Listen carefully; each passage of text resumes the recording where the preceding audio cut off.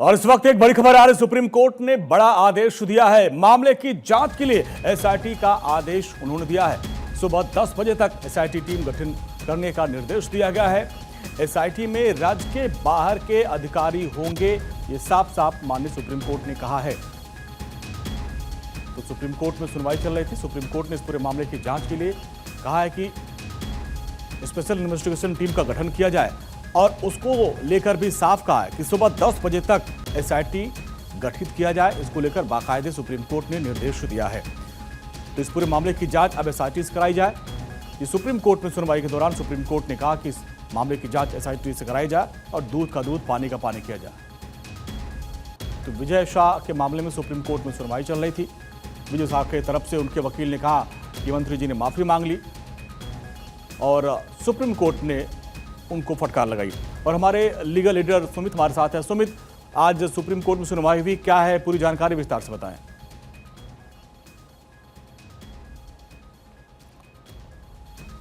सुमित, आवाज मिल रही है आपको?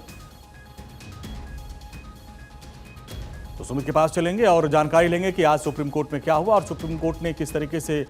और हमारे लीगल एडिटर सुमित हमारे साथ है। सुमित, आज सुप्रीम कोर्ट में यह सुनवाई हुई है, इसमें क्या कुछ खास रहा?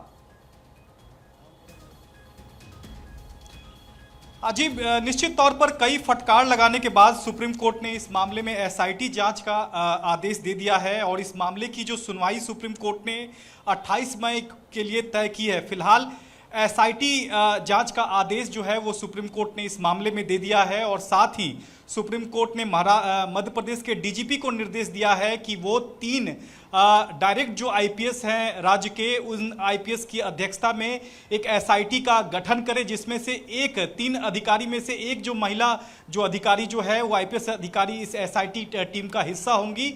ये मध्य प्रदेश के डीजीपी को सुप्रीम कोर्ट ने निर्देश दिया है।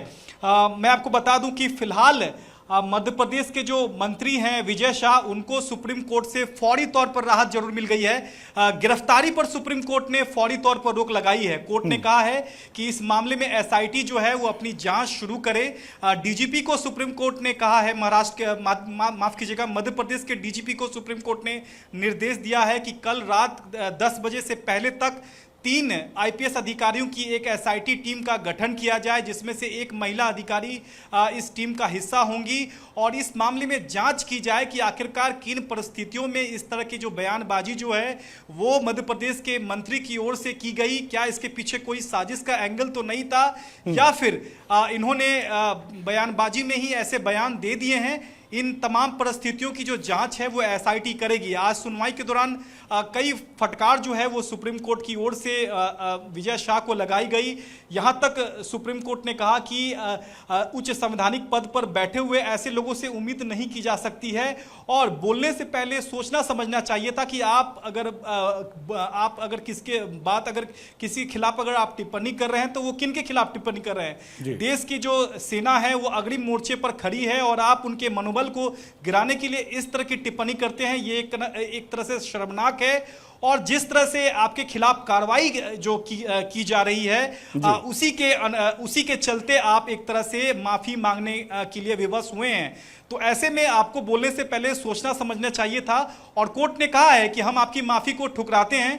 आप जो लगातार माफी मांग रहे हैं इस माफी का कोई मतलब नहीं रह जाता है, क्योंकि आपको बोलने से पहले आपको समझना चाहिए था, क्योंकि आप राज्य के एक मंत्री हैं और मंत्री के नाते आप जनप्रतिनिधि हैं और जनप्रतिनिधि होने के नाते आपको बोलने से पहले सोचना समझना चाहिए था कि आप किन के खिलाफ जो है वो बयानबाजी कर रहे हैं। तो सुप्रीम कोर्ट ने फिलहाल मध्य प्रदेश के जो मंत्री हैं विजय शाह, उनके माफीनामा को फिलहाल सुप्रीम कोर्ट ने ठुकरा दिया है और कोर्ट ने कहा है कि इस मामले में हम 3 सदस्यीय कमेटी का गठन करते हैं। 3 आईपीएस अधिकारी इस कमेटी का हिस्सा होंगे, जिसमें से एक महिला अधिकारी होंगे और एसआईटी कल रात के 10 बजे से पहले जो है वो इस मामले में अपनी जांच शुरू कर देगी।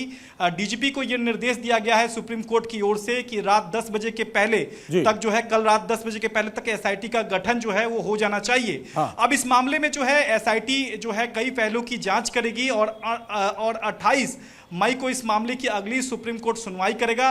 लेकिन फिलहाल जो एसआईटी है या फिर मध्य प्रदेश पुलिस है वो विजय शाह को गिरफ्तार नहीं कर पाएगी। फिलहाल सुप्रीम कोर्ट ने विजय शाह की गिरफ्तारी पर अंतरिम तौर पर रोक लगाई है। बहुत बहुत शुक्रिया इस पूरी बातचीत के लिए। तो फिलहाल अंतरिम रोक लग गई है, गिरफ्तारी नहीं हुई, लेकिन फटकार जम के पड़ी है सुप्रीम कोर्ट की तरफ से विजय शाह को।